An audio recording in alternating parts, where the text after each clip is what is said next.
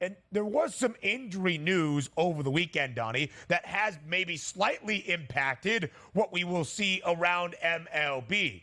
That's in Los Angeles for the Dodgers. And it wasn't exactly good news, but some really good news up in the Bronx yesterday. Gerrit Cole is set to make his season debut on Wednesday for the New York Yankees. Major League Baseball's best team, who has been doing this all without their ace in the reigning American League Cy Young Award winner.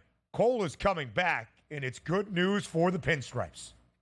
It absolutely is. And this is something that I think they took slow, and rightfully so. This wasn't any rush coming out of spring training. And the bad news, typically, when you hear anything about a pitcher's shoulder or elbow or forearm, it usually means that this guy is going to miss a lot of time, if not an entire year, if he needs Tommy John surgery. But all indications that Gerrit Cole is ready to go, having some great starts through his rehab starts, and now coming back up to Major League Baseball tomorrow. I'm very interested to see what he has, because we've always talked about, look, there's ways that big teams can go out and make waves here in the offseason by signing pitchers, but it's much, much harder to do that in season. You're not just going to replace a guy like Gerrit Cole, like, oh, he's been a good pitcher. No, he might be the best pitcher in baseball over the past couple seasons. If he comes back to the best team in baseball record-wise right now and is anywhere near his Cy Young form, or even regains that Cy Young form over the months of June, July, and August, I don't know who's going to stop the New York Yankees. Great bullpen, great lineup, and you know Brian Cashman and that organization will make adjustments at the trade deadline. And maybe the good thing here for the Yankees and their fan base is the fact that the Baltimore Orioles are only a game and a half back. And he said, well, why would that even matter? Think about it. Let's just take the Orioles out of the equation, as if they don't play in the American League East. And you go, okay, next team up, the Boston Red Sox, 11 and a half games back. You know how some ownership groups and general managers think, like, why would we make any moves right now? We're automatically going to win this division. We don't have to spend that excess money. But the fact that the Baltimore Orioles are so good and are right on your heels, you might be forced into making a move for another frontline starting pitcher here just to make sure you can handle the Orioles. And that's only going to help your franchise once you make it into the playoffs. I love everything going around the New York Yankees right now, which includes the excitement for Gerrit Cole coming back into that lineup. And if he is dominant, boy, oh boy, watch out for them Yanks.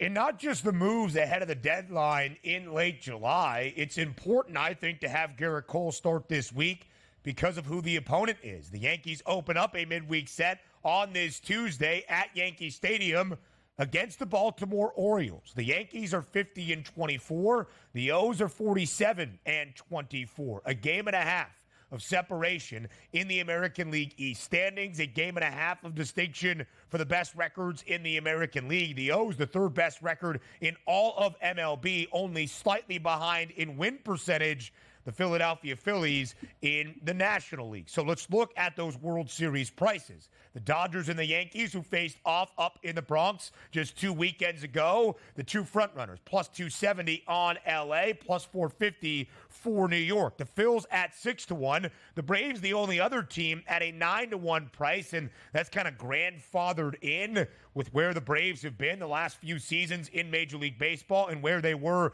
to begin a long 162 this year. But obviously significant injuries for Atlanta that will alter their outlook. No Spencer Strider for the rest of this season. No Ronald Acuna Jr., the reigning National League MVP. Atlanta has had some great starters in place of Strider. We saw it out of Max Fried yesterday. Chris Sale has been a revelation this year in the ATL. Reynaldo Lopez has been really good for the Braves, and still a very long season to go and a postseason in October on the horizon. But the O's getting closer. A 10-1 price. Just last week, it was 12-1. I think Baltimore, Donnie, needs to be taken very, very seriously. And not saying we have been overlooking the Orioles, who had the best record in the American League last year, the number one seed in the AL postseason bracket, but a young O's club was bounced in their opening round despite having home field advantage. Could they match that level of expectation this year in MLB? So far, so good in Baltimore.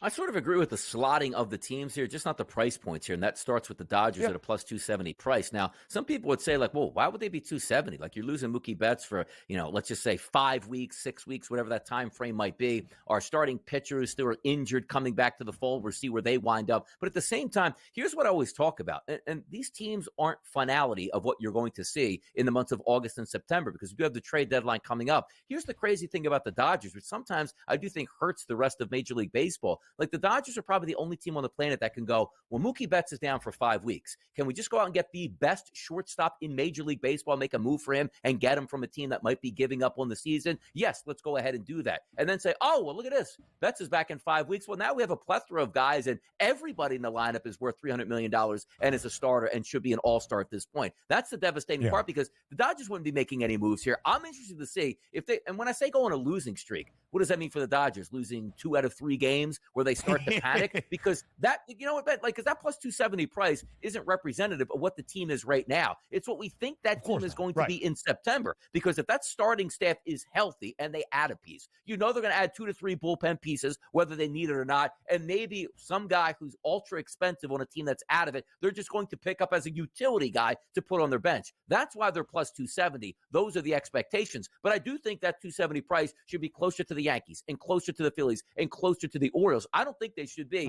that definitive of a favorite based on what we're seeing now. But again, the expectations are, you think the Dodgers, like, the Dodgers are the team that goes out and says, let's make a trade. Let's get Trey Turner and Max Scherzer at the same time. Like, the Dodgers are the only team that can do this. Yeah.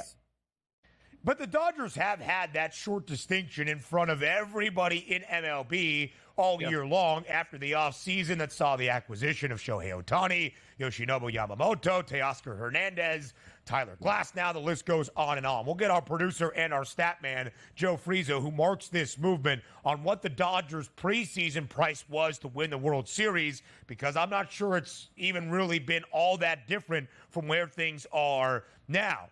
The horror after losing Mookie Betts and Yoshi Yamamoto for a significant amount of time. Last week, the Dodgers were minus 6,000 to win the National League West. At least last week, there was another team above 500, but the Padres on a slide. Now below 500, everybody else in the NL West has a losing record. The Dodgers have an 8.5 game lead, still a minus 6,000 favorite for a division the Dodgers have claimed 10 of the last 11 years, plus 125 before the injuries to Betts and Yamamoto.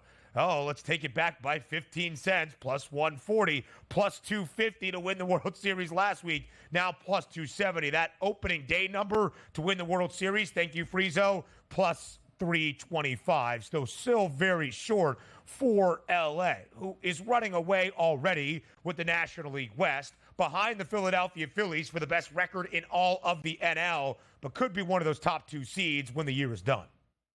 Yeah, no, and look, you're still taking a look at the Dodgers. Again, the projections are going to be there. They'll be fine. But also the interesting part is, it's not as if the Dodgers are running away with the National League where they're going to have home field advantage. You say, like, well, you're not going to be able to stop them. Right now, that resides with the Philadelphia Phillies, who, again, the Phillies really are built for the playoffs. The bullpen, which has been spectacular this season, came along a little bit of hardships there in London, and also, as you saw, some of those games in Baltimore. But outside of it, they've been good. But how you judge teams in the playoffs are, who are your 1, 2, 3? Wheeler, Nola, and any one of those guys, which includes Ranger Suarez, who might win the Cy Young. Yeah. That's as good as it absolutely gets heading into the playoffs. So again, I think the Dodgers will be a player at the end of the season. I just don't agree with the price points right now. That's all. The biggest movement was the individual. Mookie Betts falling out of the NL MVP race because of the amount of time he is going to miss. More on the early line next.